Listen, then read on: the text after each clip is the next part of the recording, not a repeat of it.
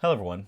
Today we're going to be going over the review for our second exam for life science calculus.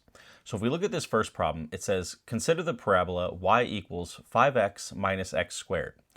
Part A asks us to find the slope m of the tangent line to the parabola at the point 1 and 4, using the difference quotient definition of a limit, and then it says in parentheses, you must use the difference quotient definition. Means that we want to see it with using the difference quotient versus using some of the other rules we've studied in this part of the class. So first we're going to begin by setting up the problem. Our difference quotient is that if we want the slope m, then what we're going to be doing is we are going to be taking the limit as h goes to 0, f of x plus h minus f of x divided by h. And we have, of course, the formula, in this case, f of x, which is our y, which it said was equal to 5x minus x squared. So in order to do this, we have f of x already, but we need to get f of x plus h. So f of x plus h is just going to be, we're going to take this x plus h, we're going to plug it in anywhere that we have in x. So this is going to be 5x plus h minus x plus h squared. And then, of course, we're going to simplify this first by distributing this 5 into here. So this is going to end up being 5x plus 5h minus, and then we're going to FOIL this out, right? So x plus h times x plus h. So x times x is going to be x squared. And then I do my outer term, xh. I do my inner term, also xh, so plus 2xh. And then the last term, which will be plus h times h, so plus h squared.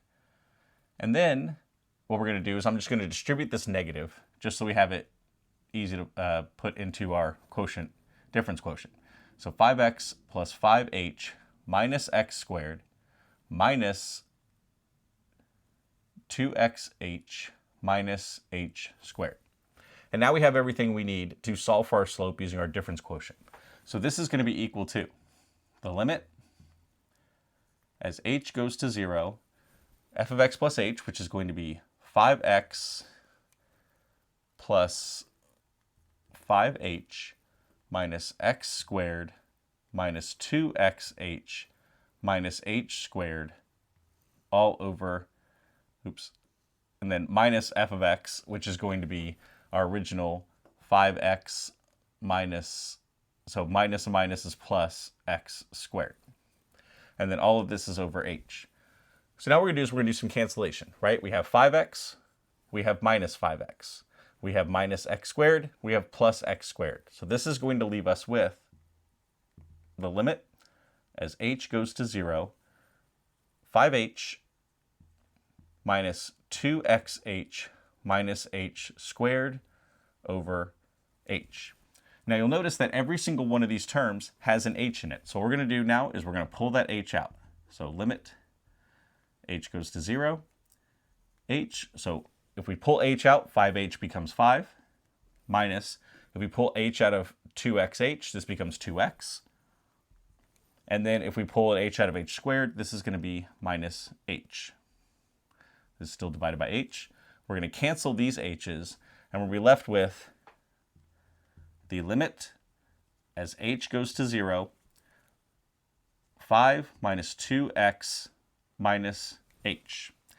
We're going to evaluate our limit when h goes to 0. So when h goes to 0, this h here will also go to 0, and this will leave us with a slope of 5 minus 2x. Now in the problem, it specifically says we want to know what the slope is at the point 1, 4. So we're just going to plug in, right? This is our x value. This is our y value. So we're going to plug this x in, and this is going to give us a slope of 5 minus 2 times 1, which is 2. So 5 minus 2 gives us a slope of 3. Looking at the next part of this question, it says find the equation of the tangent line to the parabola at that point 1, 4. So to do this, to find our tangent line,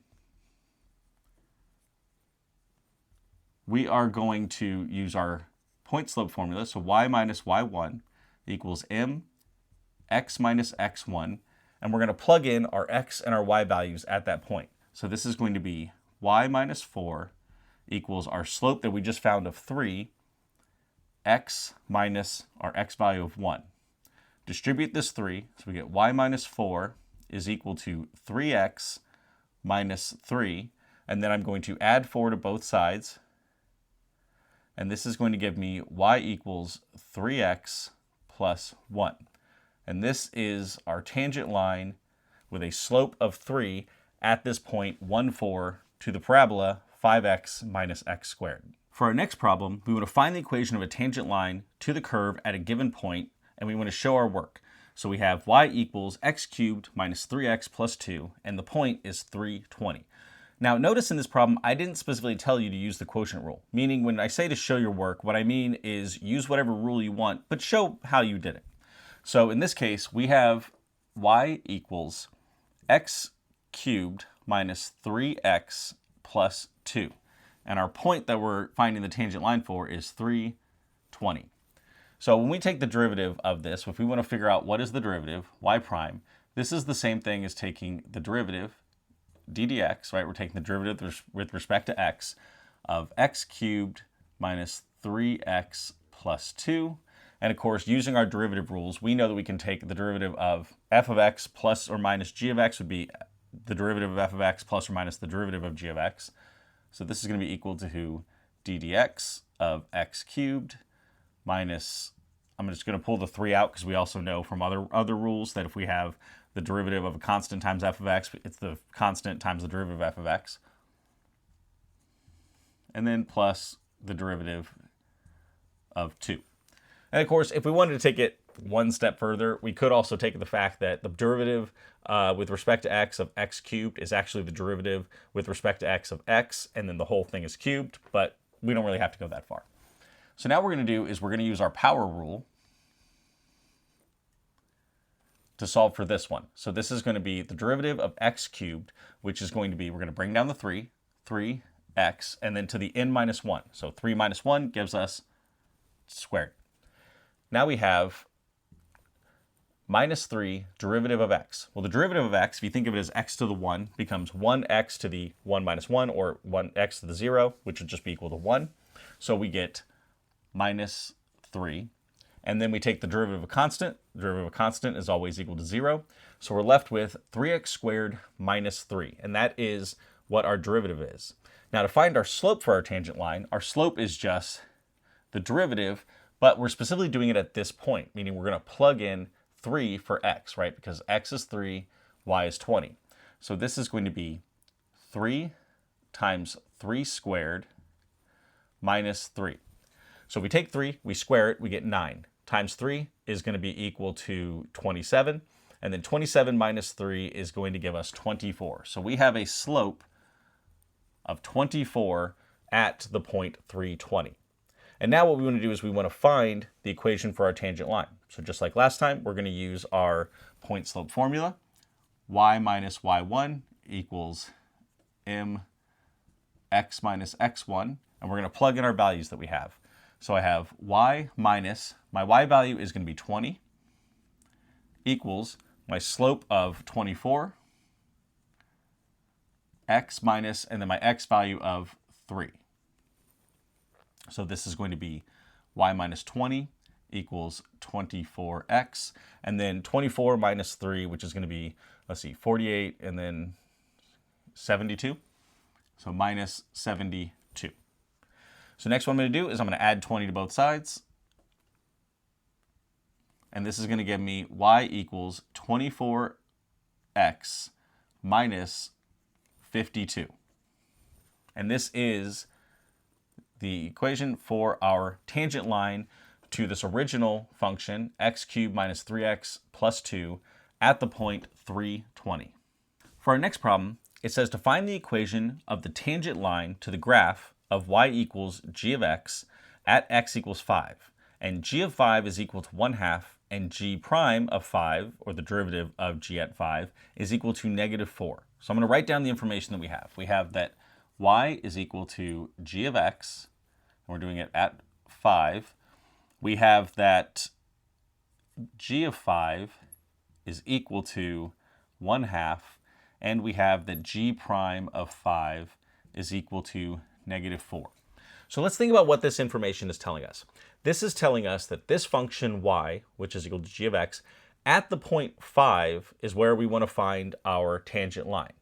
Well, we know that if we plug in 5 into this function, we're going to get 1/2. This means that what we're looking for is we're actually looking at the point 5, 1/2. And then we have the slope already. Our slope at 5 is -4. So this is our slope. We have a slope m equals -4. So from there, we can actually jump straight into finding our tangent line. Y minus y1 equals mx minus x1, and plug in these values. This 5 is my x value, this 1/2 is my y value. So I have y minus 1/2 equals, now I plug in my slope m, minus 4, x minus, and my x value is 5. So then distributing this -4, I get y minus 1/2 equals minus 4x. So minus 4 times -5 is plus 20. And then all I want to do is I want to add half to each side. So plus 1/2 plus 1/2. And this is going to give me y equals -4x plus 20.5. Our next problem says if the tangent line to y equals f of x equals 2, 8 passes through the point 0, -2, find f of 2 and f prime of 2. Okay, so easy enough. What we have is we have y equals f of x, and we know that we're taking the tangent line at the point 2, 8. So for example, let's say that 2, 8 was some point here. We know that it touches this function at this point 2, 8. And then we also have that it passes through, this is our tangent line, passes through 0, -2. So this is our tangent. Meaning that if we looked at this tangent line here, we know that it is going to pass at some point here, which is 0, -2. And we want to figure out what is f of 2 and what is f prime of 2. And this is actually a pretty simple problem because first of all, for f of 2, we already know what the answer is, right? Because we have this point here. When x is equal to 2 on this function, our output is y, which is 8. So f of 2 equals 8. Now, for our tangent, to figure out what the slope is, what we're going to do is we're just going to use the fact that we have these 2 points, right? This one's 2, 8. This one is 0, -2. And we're going to figure out what the slope is of this line, our tangent line. So in this case, this is just going to be using the difference of these. So we have y2 minus y1, so 8 minus -2, so 8 plus 2, divided by x2, 2, minus x1, 0.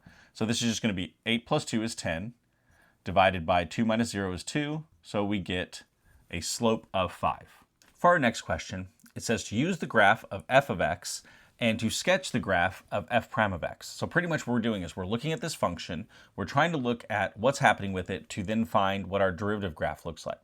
Now, if you remember, our derivative graph is a little bit different than our function graph, because our function graph is showing where it is positioned in space in terms of x, y.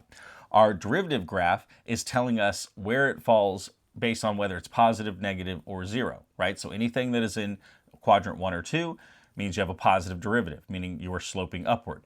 Anything in quadrants 3 and 4 means you have a negative derivative, means you are sloping downward. And anything that is at 0 is where you either have a minimum, a maximum, or a saddle point.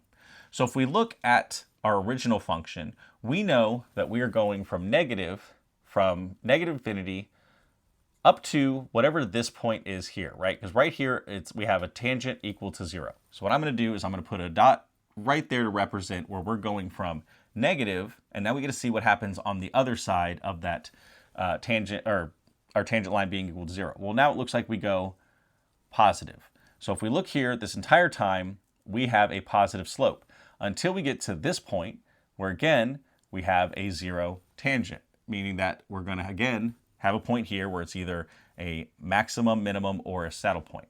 So once we cross this, looks like we have a slope that's downward. We'll have our tangent line that's equal to 0 here, and then we go upward. So again, remember that where it's positioned here in this quadrant or this one, it's going to be dependent on the direction, the slope of this function. So we have a negative slope, meaning this is going to be down here somewhere. Now, once it reaches this point here, it actually is going to go positive until it reaches 0. And then at 0, it now goes back to having a negative slope, meaning it's back in the negative. And then what happens at our next tangent line where it's equal to 0, we go from negative to positive, which means that we know that we're going to have to come up to this point, and then we will go positive. So this would be what our derivative graph looks like from this function. And it kind of makes sense if you kind of think about it, because in this case we have 1, 2, 3 curves, and in this one we have 1, 2. Remember, every time we take the derivative, we expect to have one less curve on our derivative graph. So if I took the derivative of the derivative, I would expect to have one curve, right? I'm going from positive, I'm going to hit this point, and then suddenly I'm going to go negative, and then suddenly this point I'm going to go positive. So I'd have, in this case, 2 points where I go from positive to negative, negative to positive, and then that's it, so one curve. For problem 6, it says the graphs of 4 derivatives are shown below, and we want to match the graph to each function a through d. So looking at these graphs of our derivatives, the first one is showing us that we have a negative derivative, and then at 0, we are going to suddenly go into having a positive derivative, meaning that we have a downward slope until we get to 0, and then suddenly we have a positive slope. So looking at our 4 graphs, do any of these have that behavior? Well, the only one that only has one change of slope is going to be C, right? Because C, if you look at it, it has a negative slope, and then at 0, it's suddenly going to have a positive slope. So while the slope might be changing in C, it is still going from negative to positive. For the second graph, we have that is a positive slope, because remember, this one on the top right, these are derivative graphs, meaning that if it's in the positive 2 quadrants, that means you have a positive slope. So it's sloping upward until some negative number, let's say negative 2 or 3, where suddenly we have a negative slope. And then we're going to have a negative slope until we get to 0. Once we get to 0, we'll have a positive slope again until we get to some point, again, maybe 2 or 3, which is going to then go negative from there. And it looks like it's going to be the same distance from 0. So looking at our graphs below of our functions, we want one that has a positive slope to some negative value, then it's going to have a negative slope to 0, and then a positive slope up to some positive value equal to the negative 1, and then from there have a negative slope. So we're looking for positive, negative, positive, negative. So this one's going to have to be D, because if we look at D, what's happening is that we have a positive slope, and then it's going to hit some specific point, and then it's going to go negative until it hits 0, then it's positive again until it hits some other point, and then it's going to go negative. So the second one is going to be D. Our third derivative graph shows a downward facing parabola, meaning that on the far left of this graph, what we're going to have is we are going to have a negative slope. And then once it crosses that 0, it goes to a positive slope. So we want something that goes from negative to positive, and then at some positive value, it's going to go back down to negative slope. So it's going downward, upward, downward. So this one would have to be A. And then the last graph we have is we have some constant until it hits a certain point, which is not included, and it jumps down suddenly to a negative slope. And then we have a negative slope until it reaches a certain point where it's not included, and it jumps up suddenly to a positive slope. So this would have to be B, because if you look at it, we have a positive slope, but then we have a sharp angle, meaning that we're making a jump there, right? We talked about the fact that we can't take the derivative of an angle like that. So this means we're going from positive, jumping now suddenly to a negative, jumping again back to positive, which means that this one would have to be B.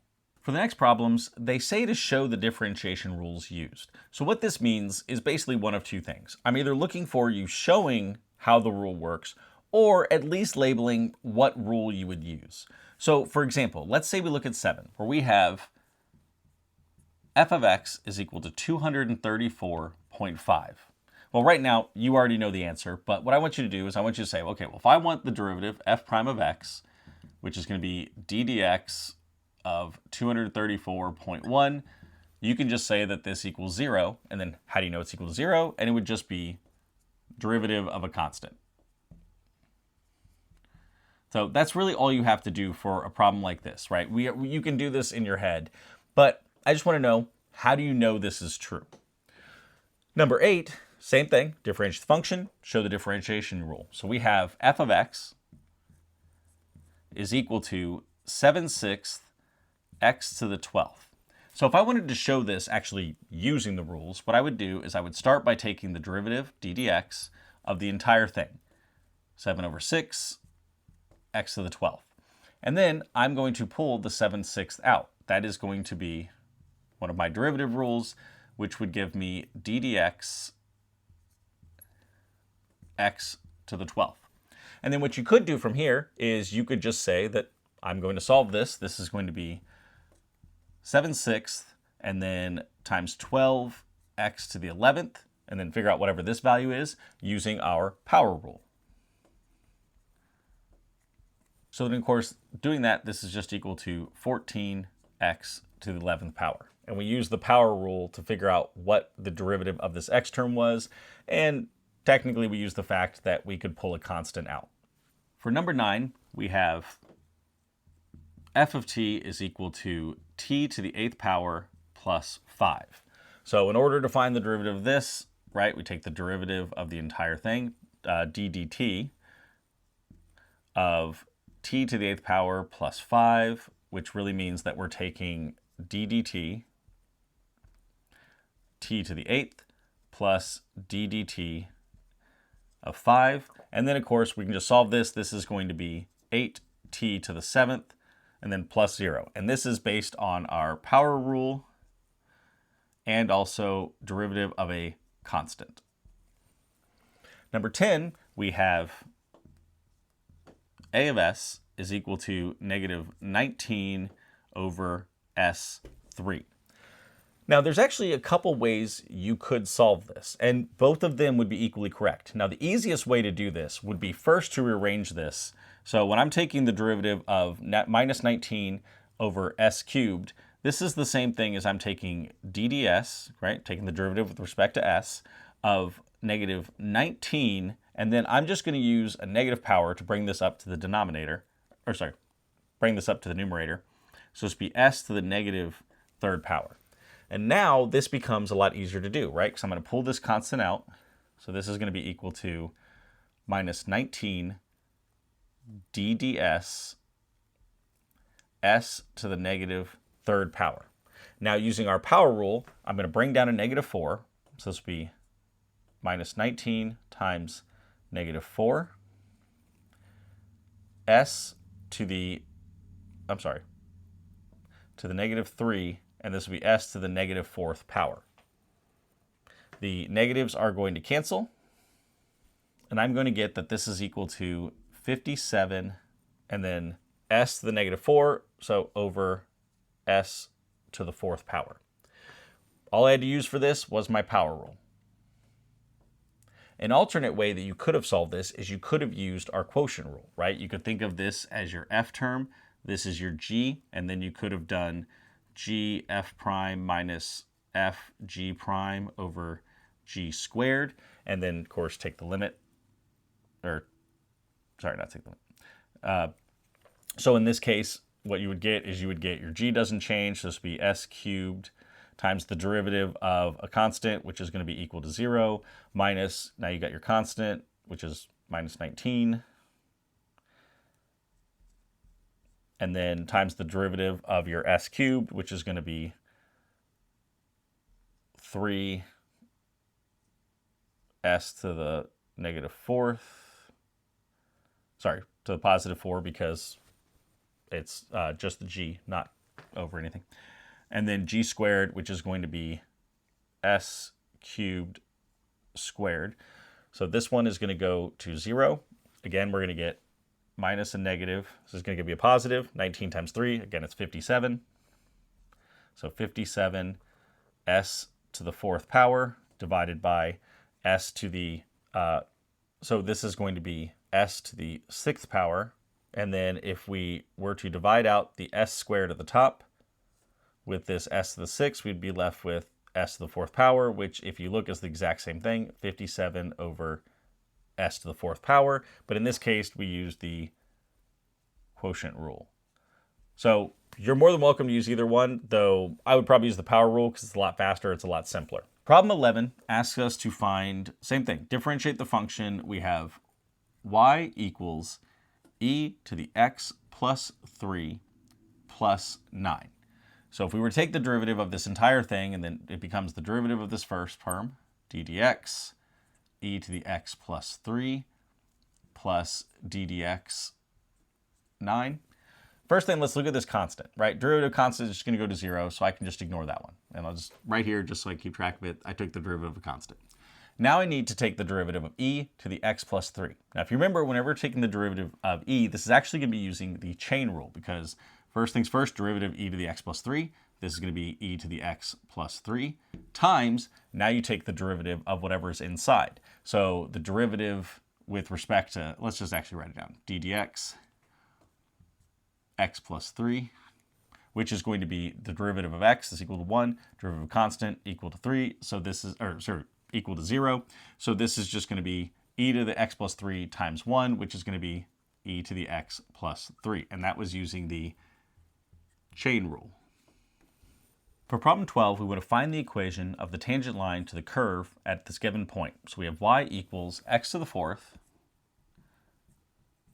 minus 3x squared plus 5x. And the point we're looking at for the tangent line is 1, 3. So of course, if we want to take the derivative, this is just going to be equal to the derivative of the entire thing, which is going to be 4x cubed minus 2 times 3 is 6, x to the first power, plus 5. Now, in this case, I didn't actually show the work and stuff like that. Again, whenever you're doing this, I prefer you to show a little bit of something to justify your answer, but in this case, we just used a power rule for each of these. Now, we want to find the tangent line for this particular point, right? Because this is our slope. Our slope is going to be plugging in our x value into this 4x cubed minus 6x plus 5. So this is going to be 4, 1 cubed minus 6 times 1 plus 5. So 1 cubed is 1 times 4. This is going to be equal to 4. Minus 6 times 1 is minus 6, and then plus 5. So we have 9 minus 6 is going to give us a slope of 3. Plugging this into our point slope formula, y minus y1 equals mx minus x1. We plug in our x and our y values. We plug in our slope. We get y minus 3 equals 3x minus 1. Distribute the 3. This becomes y minus 3 is equal to 3x minus 3. And then I'm going to add 3 to both sides.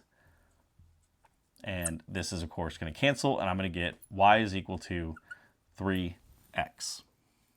For problem 13, it says find the first and second derivative of the function y equals x to the 5th minus 3x to the 4th plus 19x. And then it does say to show your differentiation rules used. So we have y equals x to the 5th minus 3x to the 4th plus 19x, which is kind of similar to what we just did, right? So in the end, I'm just going to say, okay, if I want to take the derivative, I want to take the derivative of the entire thing, d dx, x to the 5th minus 3x to the 4th plus 19x, which is really just the derivative of each of these. You don't have to go quite into as much detail. I'm just doing this so everybody can kind of follow along. Plus, again, minus d dx 3x to the 4th plus d dx 19x. And of course, I can pull the constants out, and I'm going to get that this is equal to 5x to the 4th minus 3x cubed plus 19. So this is our first derivative. And really, what rules did we use? It was just power rule. Now what we're going to do is I want to take my second derivative. So second derivative, I'm going to be taking the derivative with respect to x of 5x to the 4th minus 3x cubed plus 19. And again, if I were to just consider that this is the derivative of each of these, so d dx 5x to the 4th power minus d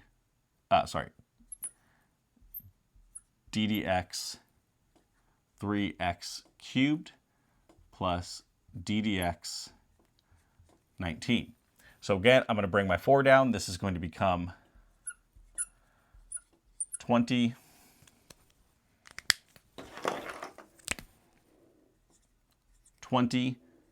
x cubed minus, I'm going to bring my 3 down, so this is going to be 3 times 3 is 9, so 9x squared, and then plus the derivative of 19, this is just going to go to 0, so this is going to be using our power rule and the derivative of a constant. So you just write down which rules you used, and that's enough to kind of show how you did it.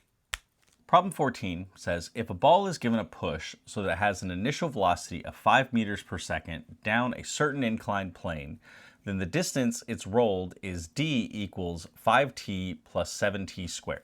So we have our position, which is the distance that it's rolled, is 5t plus 7t squared. And we have an initial velocity of 5 meters per second. And we want to find the velocity at 4 seconds. So what we're going to do is we're going to start by figuring out what is the function of our velocity, which is just the derivative of distance. So d prime is going to be equal to 5 plus 14t. And now it specifically says at 4 seconds. So we're going to plug in 4, so to d prime t. So this is going to be d prime of 4 is equal to 5 plus 14 times 4. So this is going to be equal to 5 plus 56, which is going to give us a velocity of 61 meters per second. Now, one thing I just want to quickly clarify. In the problem, it told us that we had an initial velocity of 5 meters per second. This is why we have this original 5t here, because we start with an offset of 5 meters basically. So we're going 5 meters per second, so 5t, so 5 times t, and then plus this is going to be our change in velocity. This is the reason why when we take our slope, which is how fast we're going, we're starting at 5, the speed of our initial push, plus then we're changing by an amount of 14 meters per second for every second that goes on. So by the time we hit 4 seconds, our ball is actually rolling at 61 meters per second. So the next question asks, how long does it take for the velocity to reach 35 meters per second? So in this case, we're actually just going to be looking at our velocity, which is d prime, which is equal to 5 plus 14t. And we just want to know, where is this going to equal to 35? So of course, I'm going to subtract 5 from both sides. And we'll get that 14t is equal to 30. And then t is going to be 30 over 14, which is equal to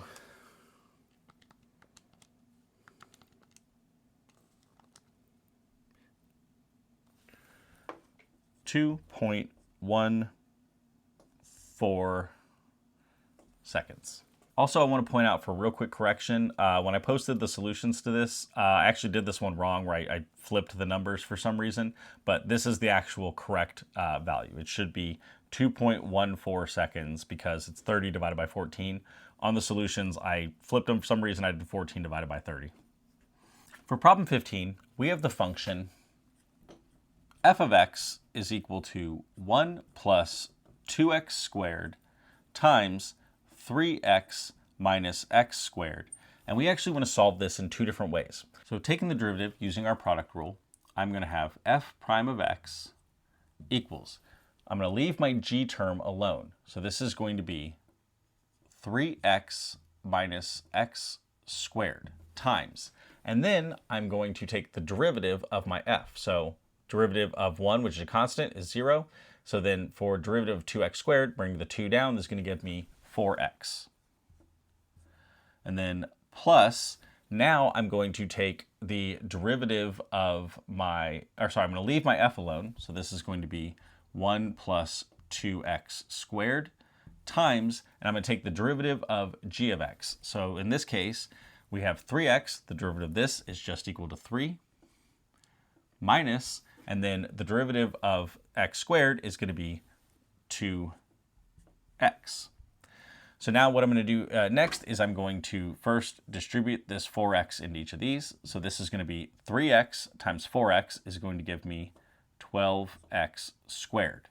And then minus 4x times x squared is going to give me 4x cubed. Then I'm just going to FOIL out these terms by doing first, which is going to be 1 times 3, so plus 3, outer, which is going to be 1 times minus 2x, so minus 2x.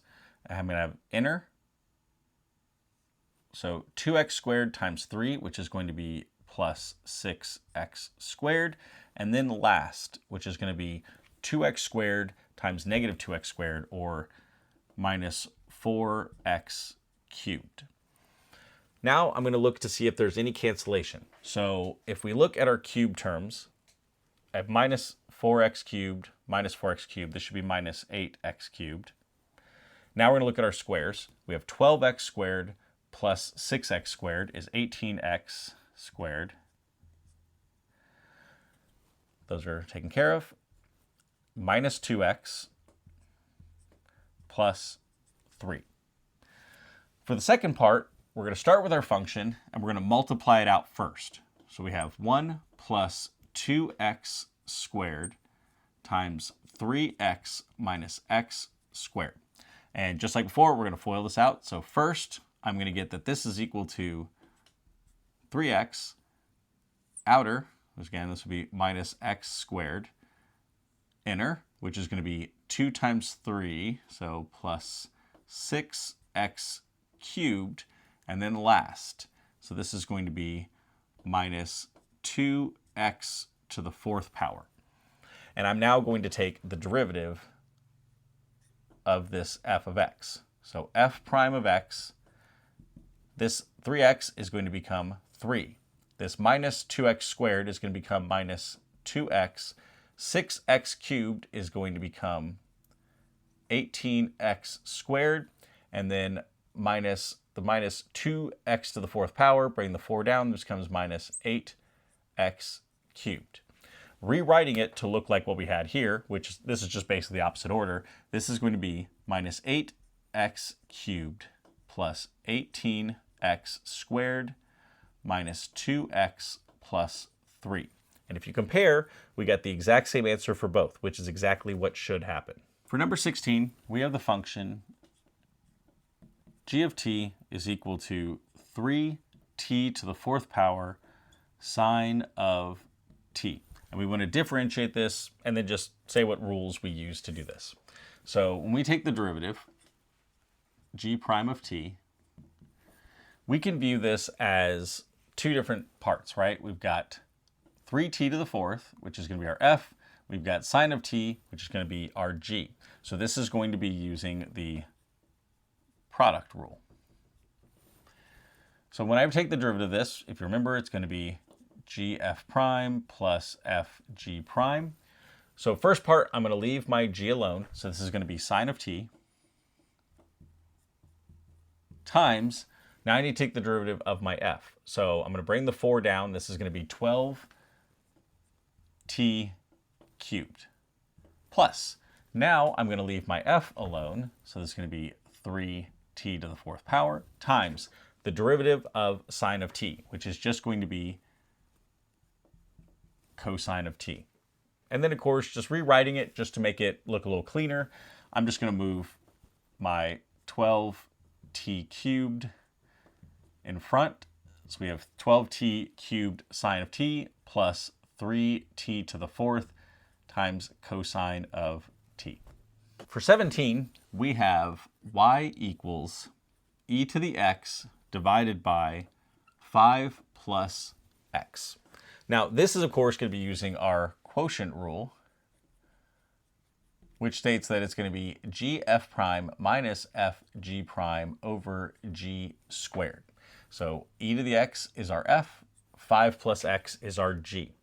So then when we take the derivative, y prime, we have g, which we're not going to touch, so it's going to be 5 plus x times the derivative of f, which derivative of e to the x is e to the x, minus, now we're going to leave our f alone, so e to the x times the derivative of 5 plus x. Well, the derivative of 5 is equal to 0.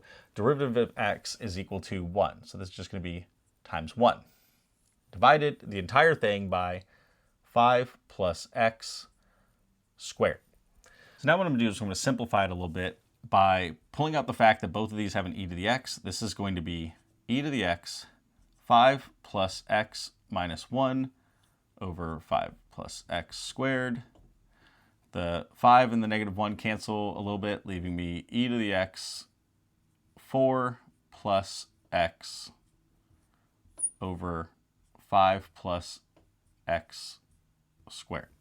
And if you're not really sure how this worked out, imagine this. Imagine that if you were to distribute this e to the x, so you'd have 5e to the x plus e to the x times x minus e to the x times 1. If you pulled e to the x out of all those, you'd have 5e to the x becomes 5, e to the x times x becomes x, and then e to the x times 1 just becomes 1. That's where the 5 and negative 1 came from.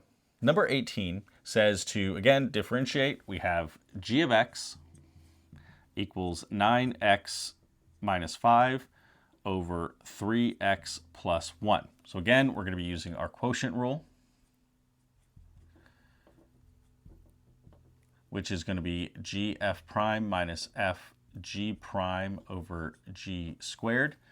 This is my f, this is my g. So first one first, g prime of x. We're going to leave our g alone, so 3x plus 1 times. Take the derivative of 9x minus 5, so derivative of 9x is equal to 9. Derivative of the negative 5 is equal to 0 because it's a constant, so this is going to be times 9. Minus. Now we leave our f alone, 9x minus 5 times. Take the derivative of g. So in this case, take the derivative of 3x, you get 3. Take the derivative of 1, you get 0 because it's constant, so we're left with times 3. And then this is all divided by 3x plus 1 squared. Simplifying this a little bit, we're just going to distribute this 9. So we get 3 times 9 is going to be 27x plus 9. And then I'm going to distribute this 3 in. So this is going to be minus 3 times 9x is going to be 27x. And then 3 times negative 5 is going to give me negative 15. And that's going to be plus 15 because negative, negative. So plus 15. The whole thing over 3x plus 1 squared. 27x and minus 27x are going to cancel. 15 plus 9 is going to give me 24 over 3x plus 1 squared. The next problem says, suppose that f of 3 is equal to 2, and f prime of 3 is equal to negative 4. G of 3 is equal to 7. G prime of 3 is equal to 9. And we want to find the following. First, we want to figure out what f g prime of x is, and then we want to figure out what g divided by f prime 3 is. So in this case, first things first is, if you look at this, we're taking the derivative of f times g. So if we were to set that up, what do we do when we're taking the derivative of two things being multiplied by each other? We use our product rule. So this is going to be gf prime plus fg prime. And we know what each of these are, right? If I plugged in each of these values at 3, g is going to be equal to 7. So this is going to be equal to 7 times the derivative of f at 3, which is negative 4, plus, now I'm going to leave my f at 3 alone, which is going to be 2, times the derivative of g, so g prime of 3 is equal to 9. So I'm going to have 7 times negative 4, which is going to be negative 28, plus 2 times 9 is going to be 18. This is going to leave me with negative 10. For this one, because I have g and divided by f, I'm going to be using my quotient rule. Now, one thing you need to be careful with here, though, is this. Usually we have, if we're taking the derivative of f over g, it's gf prime minus f g prime over g squared. But if you look at what we have g over f. So we need to be careful to make sure that when we do this, we're kind of considering which term is our based on our quotient rule, this would be our f, and this would be our g. So don't let the f and g throw you off. So in this case, this would be gf prime minus f g prime, using this f and g, not the one that's in there, divided by g squared. Or if we wanted to convert this to what we actually have, f and g, this is actually going to be f g prime minus g f prime over f squared. So let's do it. So first things first, f. Well, we said that our f is equal to 2. So this is going to be equal to 2 times. We have the derivative of g. This is going to be times 9 minus g. We're going to leave alone. This could be 7 times f prime. F prime is negative 4. And then divided by f squared. So f is going to be 2, so 2 squared. Now, fixing this all up, 2 times 9 is going to be 18. The minus, the negative and negative gives me positive. So 7 times 4 is going to be plus 28 divided by 4. So 18, this is going to be, 46 over 4, which is just going to end up being 23 over 2, which if we wanted as a decimal, it would be 11.5. Number 20 asks us to find the derivative of our function, showing our derivative rules used, for f of x equals x to the 5th plus 2x cubed minus 7 all cubed. So in this case, this is just going to be the chain rule. So this is what we're going to be using, chain rule. Which, if you remember, our chain rule means that what we're going to be doing is we are going to be taking the derivative d du of, consider this as my u. So this would be u cubed times d dx of whatever is in here. So d dx of x to the 5th plus 2x cubed minus 7. So if we take the derivative with respect to u of u cubed, this is just going to be equal to 3u squared times, now we take the derivative of this with respect to x. So the derivative of x to the 5th would be 5x to the 4th plus the derivative of 2x cubed, bring the cube down, so this is going to be 6x squared. Derivative constant is just equal to 0. So we get that this is equal to 3u squared times 5x to the 4th plus 6x squared. Now I'm going to replace this u back with my original term that I substituted it for. So this is going to be 3 times x to the 5th plus 2x cubed minus 7 squared times 5x to the 4th plus 6x squared. Now from there, you could try to simplify it, but honestly, I would just leave it at this point. You've done the differentiation.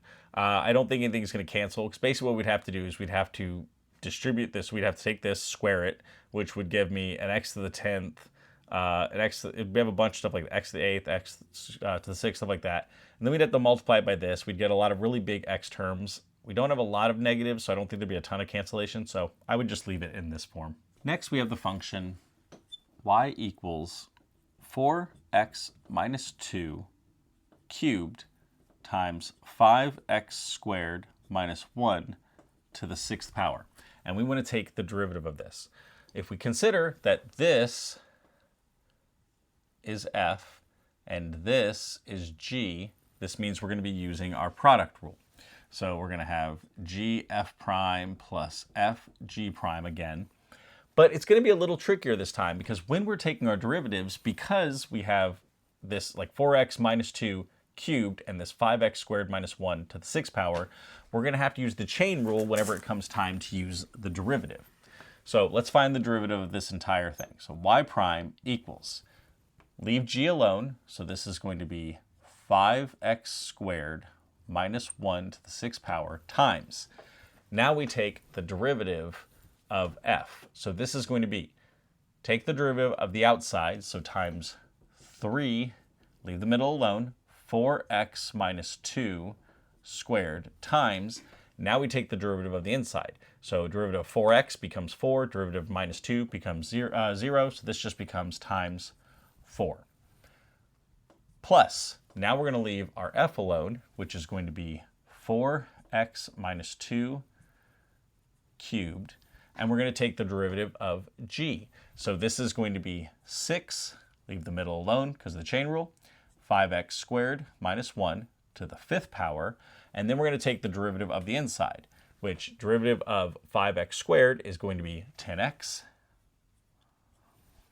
minus the derivative of 1. It's constant, so it's 0. So now to clean this up, I'm going to bring these terms first over here. So this is going to be 3 times 4 is equal to 12.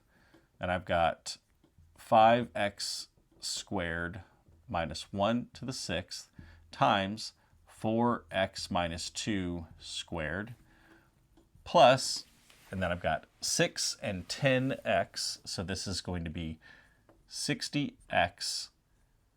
I'm going to put this one first. So this is going to be 5x squared minus 1 to the 5th times 4x minus 2 cubed.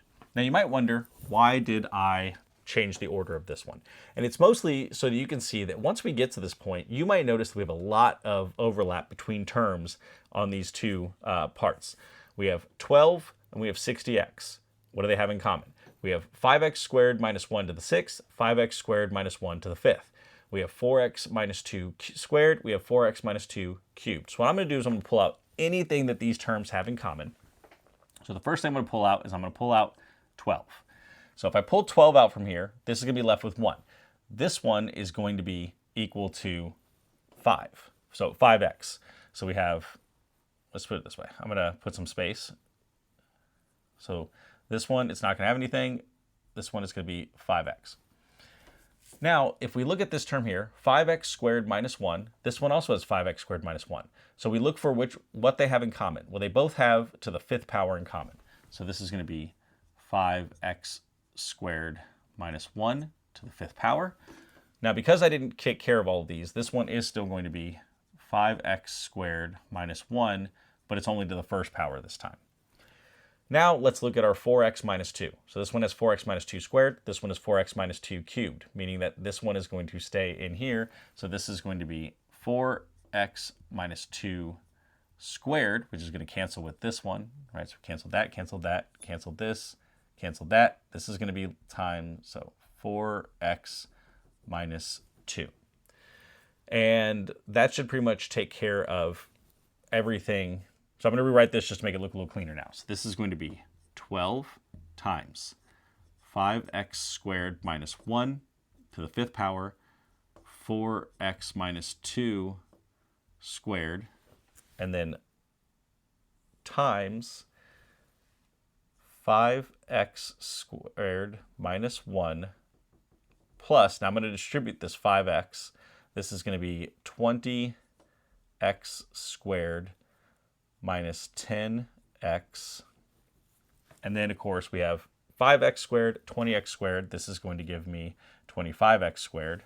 So this should be equal to 12 times 5x squared minus 1 to the 5th power, 4x minus 2 squared, all times 25x squared minus 10x minus 1.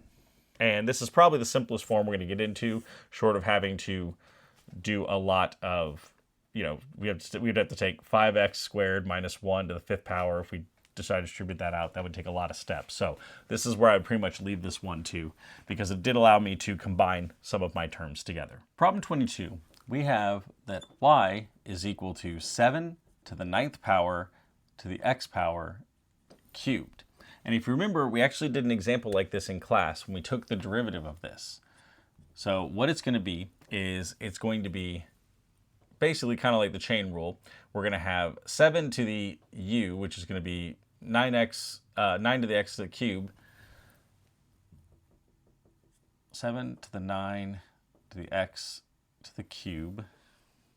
And then we're going to take the natural log of this base, right? Because if you kind of think of it as 7 to the u, when we take the derivative of this, d du, this is going to end up being 7 to the u times the natural log of, in this case, 7.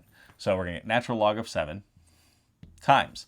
Now we're going chain rule, so we're inside. So we have 9x cubed times the natural log of 9 times. And then we have the derivative of the inside term for 9x cubed, which is going to be x cubed. So you take the derivative of x cubed, you get 3x squared.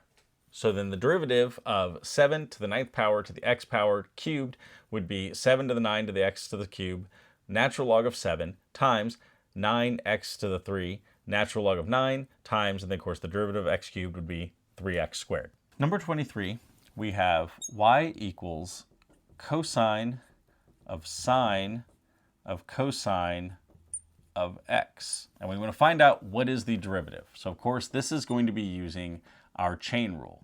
So if we wanted to show our differentiation rules, what we're going to do is we're going to be taking first d du of cosine of u, right? We're going to basically doing the chain rule, so we're going to leave this inside part alone. And then times, now we're going to take the derivative of the inside. So let's say we call this one v. So this would be like d dv and then sine of v times. Now we can take the derivative of the inside of this part, which is just going to be d dx cosine of x. Because pretty much what we did is we said, okay, treat this as u, treat this as some value v. So if we take the derivative of our cosine of u, the derivative of cosine is just equal to minus sine of u times derivative of sine of v. This would be cosine of v times the derivative of cosine of x would be minus sine of x.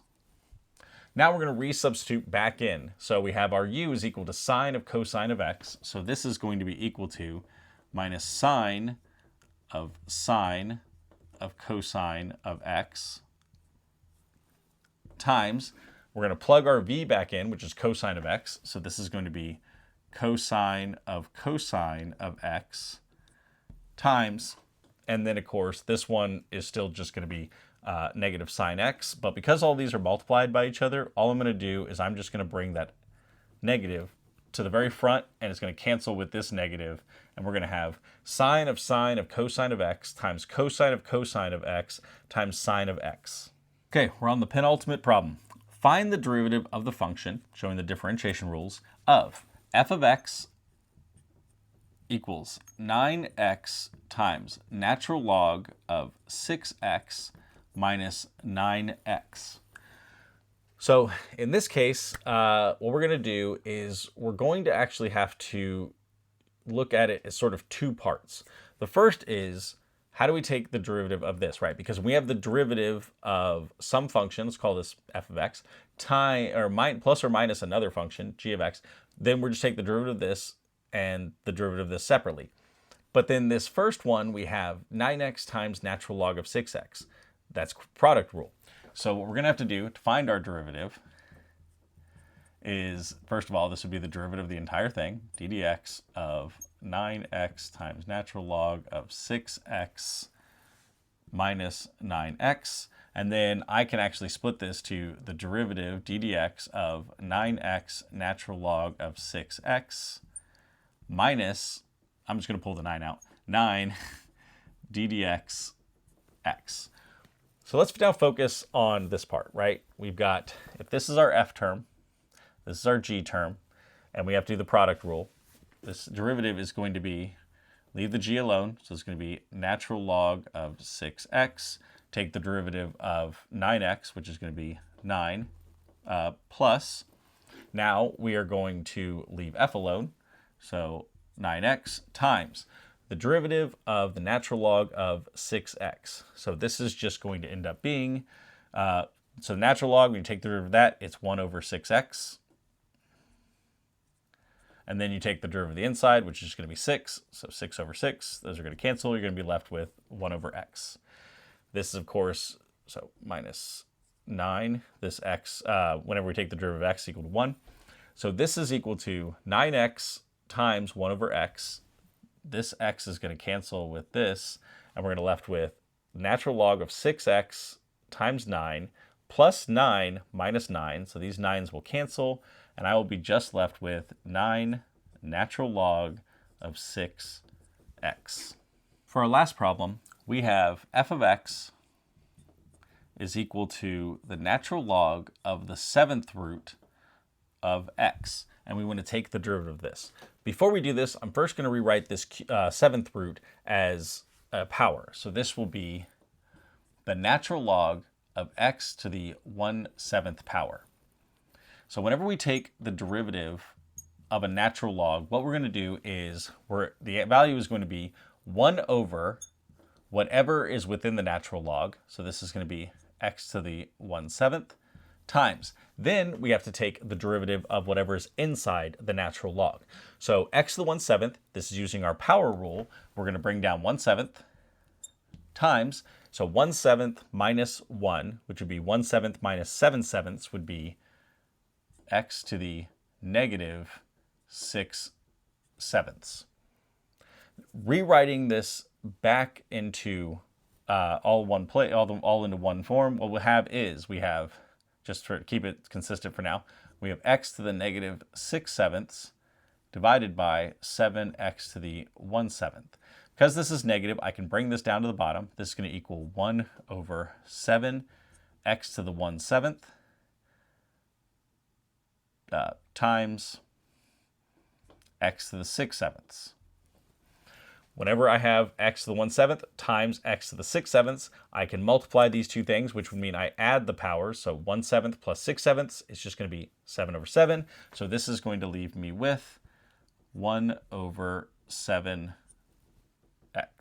And this is something I don't know how much we covered in class because I don't remember exactly. But basically, whenever you have the natural log of, I'm just going to call it some u, and you take the derivative of this natural log, what you're going to do is it's just going to end up being whatever is within the natural log. It's going to be 1 over u. And then you're going to take the derivative of whatever that inside term is. So that's all you have to do for your natural log. In this case, we had natural log of x to the 1/7. So I did 1 over x to the 1/7 times, and then I took the derivative of the inside. It's just an extension of our chain rule using the derivative of a natural log, which anything that's in the natural log becomes 1 over whatever was inside the natural log. And that's it for our review for the upcoming calculus exam. These are all the topics you would expect to cover. Specifically, we'll be focusing mostly on the definition of a derivative, so specifically using your quotient rule, the product rule, the chain rule, and also a little bit of the chain rule, and also the quotient rule. One thing to keep in mind is, again, I'm usually looking for how are you actually solving these things? How do you know this is true? So while you can use all the different methods we talked about, you will still have to justify how you know this is true. Hence why I was writing things like derivative of a constant or power rule. Because what I was doing is, even though I could just do the steps directly, I was writing down to say, okay, but how do I know that it goes to this? And I'm using the power rule, so therefore this is what I got. Because we're going to get to that point now where now you have a lot of tools. You can just solve a ton of these derivatives without actually writing anything down. So then you just have to justify how you did it. Thank you for watching. To continue learning, click the linked video here for the next lesson. If there's a topic you'd like me to cover, let me know in the comments. Don't forget to subscribe, and I'll see you in the next video.